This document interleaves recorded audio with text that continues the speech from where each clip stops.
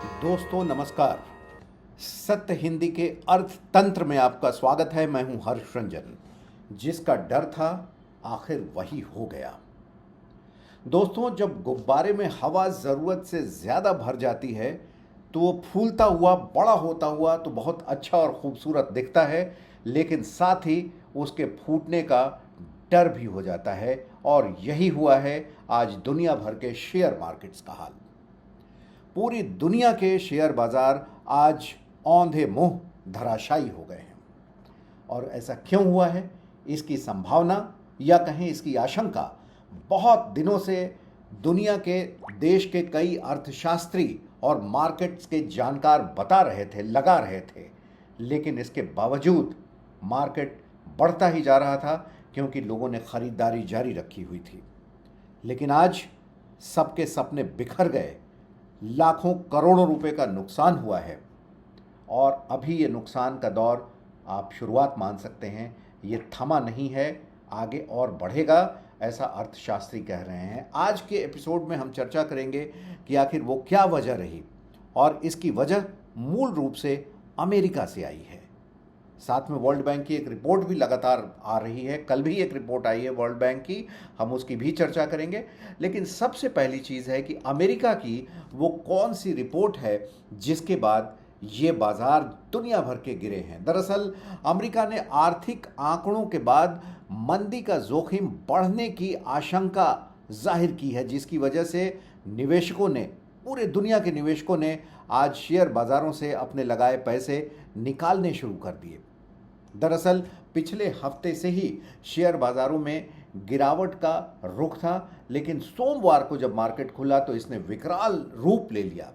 भारतीय शेयर बाज़ारों में 3% से भी ज़्यादा की गिरावट आज हुई।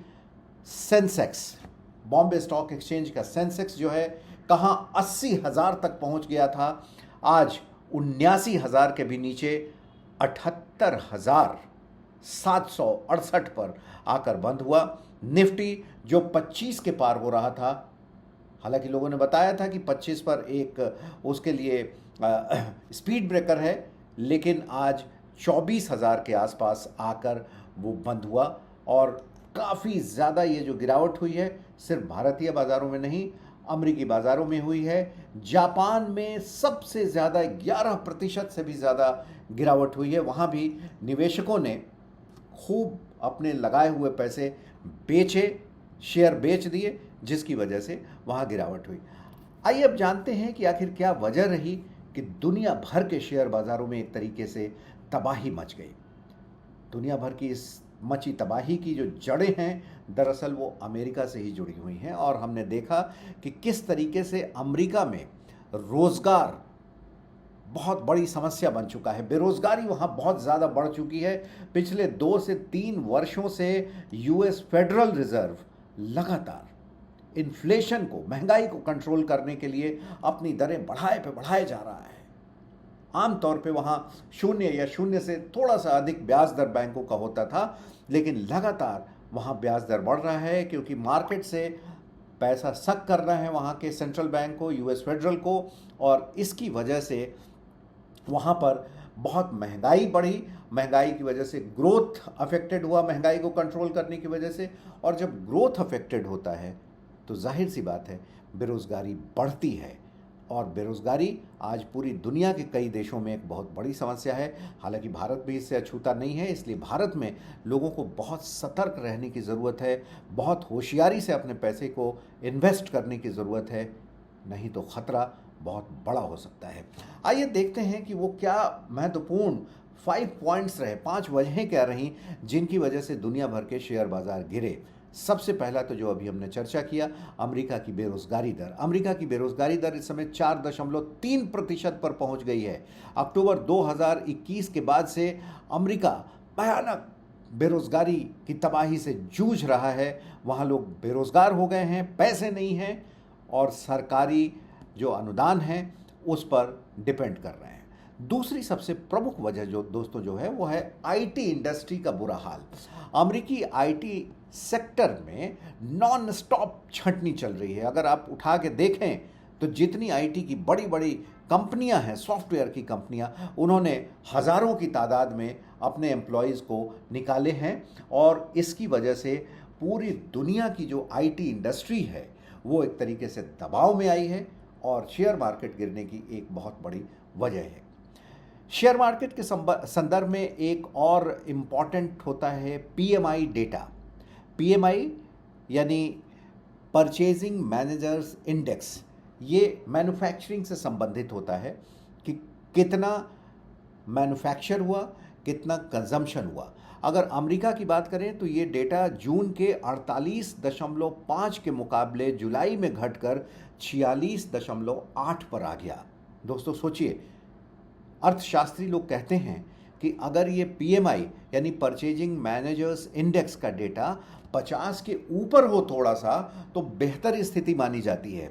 50 के नीचे था अमेरिका में 48.5 पर, और इस महीने तो घट के 46.8 पर जब वहाँ का डेटा आ गया, तो ये एक बहुत बड़ी वजह मानी जा रही है शेयर मार्केट्स में गिरावट की। और जो ये पीएमआई डेटा है ये अमेरिका में 8 महीने के अपने निचले स्तर पर पहुँच चुका है। दूसरी एक और वजह है अचानक से येन का अमेरिकी डॉलर के मुकाबले बढ़ जाना। येन जापान की करेंसी है और आमतौर पर जापान चूँकि एक एक्सपोर्टर देश है, इसी वजह से वो अपनी मुद्रा को गिरा कर थोड़ा रखता है। आपने देखा होगा कि येन भारतीय रुपए के मुकाबले भी कमतर है। जापान सरकार जानबूझ के ऐसा करती है, लेकिन हाल के दिनों में जापान का येन अमेरिकी डॉलर के मुकाबले लगातार मजबूत होता जा रहा था। अब हुआ ये कि जापान में जो इंटरेस्ट रेट है वो आमतौर पर 0% ही रहता है। 0 से बहुत ज़्यादा अगर बढ़ा तो 0.1, 0.2 ऐसे होता है। तो लोगों ने वहाँ से लोन उठाकर और उसे शेयर मार्केट में इन्वेस्ट करना शुरू कर दिया और वहाँ से ज़्यादा कमाई होने लगी। जाहिर सी बात है, लोगों के हाथ में ज़्यादा पैसे आए और येन का मूल्य बढ़ा, और येन का मूल्य बढ़ने से जब अमेरिकी डॉलर के मुकाबले वो बढ़ा, इससे डॉलर की बिकवाली में बढ़ोतरी होने की जो आशंका थी वहाँ पर तेज़ हो गई, और इसी वजह से जापान का शेयर मार्केट बहुत तेज़ी से गिरा है। 11% की गिरावट रही है। साथ ही दोस्तों एक और महत्वपूर्ण पॉइंट, मिडिल ईस्ट का टेंशन। इजराइल और हमास, ईरान के बीच बढ़ते तनाव की वजह से दुनिया भर के शेयर बाज़ारों पर लगातार बुरा असर पड़ रहा है, और यही वजह रही कि ये 4-5 पॉइंट्स जब मिल गए आपस में, तो जिस बात का अंदेशा था कि मार्केट गिरेगा, आज धराशायी हो गया। हालांकि भारत में स्थिति उतनी खराब नहीं है। 2000 से ज़्यादा सेंसेक्स के गिरने के बावजूद हो सकता है कि मार्केट थोड़ा सा संभल जाए आने वाले दिनों में, लेकिन जो मार्केट के जानकार हैं उनका कहना है कि अपने वैल्यूएशन से कई स्टॉक्स ऐसे हैं जो कि बहुत ज़्यादा पर हैं। ऐसे में सतर्क रहने की ज़रूरत है, और वो सिर्फ छोटी कंपनियों के नहीं हैं, वो बड़ी कंपनियों के भी हैं। लार्ज कैप भी हैं, उसमें मिड कैप भी हैं, स्मॉल कैप भी हैं। अच्छी अच्छी कंपनियों के जो शेयर हैं अपनी वैल्यूएशन से, अपनी बुक वैल्यू से कहीं ज़्यादा कीमत इस समय रखे हुए हैं। इसलिए बाज़ार में ट्रेड करने के हिसाब से तो घुसना अभी ठीक नहीं है। और इसके साथ ही जिस बात की मैं दूसरी चर्चा करने वाला था, वर्ल्ड बैंक की रिपोर्ट। वर्ल्ड बैंक ने एक रिपोर्ट जारी की है, और ये रिपोर्ट आपके लिए बहुत महत्वपूर्ण है, उन देशों के लिए भी महत्वपूर्ण है जो खास करके विकासशील देश हैं और जहां की अर्थव्यवस्था भारत की तरह आगे बढ़ रही है। और वर्ल्ड बैंक ने अपनी रिपोर्ट में भारत का भी उल्लेख किया है। दुनिया में 190 के आसपास देश हैं, और वर्ल्ड बैंक का कहना है कि इसमें से 108 देश जो हैं, जो अभी अच्छी तरीके से विकास कर रहे हैं, वहाँ पर परेशानी हो सकती है, इंक्लूडिंग इंडिया, बिकॉज ये देश अभी भी पुराने नियमों से, पुरानी स्ट्रैटेजीज से अर्थशास्त्र को देखते हैं, देश की इकॉनमी को देखने की कोशिश कर रहे हैं, जिसमें इन्वेस्टमेंट को लेकर देश और दुनिया बहुत परेशान है। और वो चाहते हैं और मानते हैं ख़ास तौर पर कि अगर इन्वेस्टमेंट उनके देश में आया तो बहुत ही जो उनकी आर्थिक विकास की दर है, जीडीपी की जो दर है, वो बहुत बढ़ जाएगी। लेकिन वर्ल्ड बैंक की रिपोर्ट में इस बात का उल्लेख किया गया है कि अब ओल्ड स्ट्रैटेजीज़ नहीं चलने वाली हैं। वर्ल्ड बैंक ने बड़े साफ तौर पे कहा है कि ओल्ड स्ट्रेटजीज इकोनॉमिक पे चलना, एक तरीके से अपनी कार को पहली गियर में रख कर ये उम्मीद लगाना कि ये बहुत स्पीड पकड़ लेगी, ऐसा ही है जो दुनिया के कई देश कर रहे हैं। और इससे भारत को भी सतर्क रहने की ज़रूरत है। इकनॉमी के फ्रंट पे नए रास्ते, नए समाधान तलाशने की ज़रूरत होती है, क्योंकि इकोनॉमिक्स की थ्योरीज़ जो पहले बनाई गई हैं, पहले हो सकता है वो सफल हो, लेकिन ज़रूरी नहीं है कि आज भी वो उतनी ही सफल हों, क्योंकि कंजम्पशन का जो मिजाज है लोगों का और जो नई इनोवेशंस हो रहे हैं, नई चीज़ें आ रही हैं, उसके हिसाब से इकॉनमी को देखने की ज़रूरत है। ऐसा हो नहीं सकता कि हम एक चीज़ का तो इस्तेमाल बहुत बढ़ा दें और दूसरी चीज़ों में हम परंपरागत बने रहें। जैसे कि मोबाइल का इस्तेमाल आज से 15-20 साल पहले नहीं था, इंटरनेट इतना ज़्यादा नहीं था, हम टाइपराइटर का इस्तेमाल करते थे। अब देखिए टाइपराइटर गायब हो गया है, कंप्यूटर्स आ गए हैं, इंटरनेट आ गए हैं, मोबाइल फ़ोन्स आ गए हैं, नए नए एप्लीकेशंस आ गए हैं। इनको तो हम बहुत स्वाभाविक रूप से स्वीकार कर लेते हैं और बहुत खुश रहते हैं, लेकिन अपनी दकियानूसी इकोनॉमी सोच से ऐसे देशों को बाहर निकलने की ज़रूरत है, नई स्ट्रैटेजीज़ बनाने की ज़रूरत है, और तभी देश तरक्की कर पाएगा। और जहाँ तक शेयर मार्केट की बात है, बहुत संभल कर चलें, बहुत जल्दबाजी में किसी को बेचने की भी ज़रूरत नहीं है, अगर बहुत आवश्यकता न हो पैसों की, क्योंकि मार्केट आमतौर पर सेंटिमेंट से चलता है।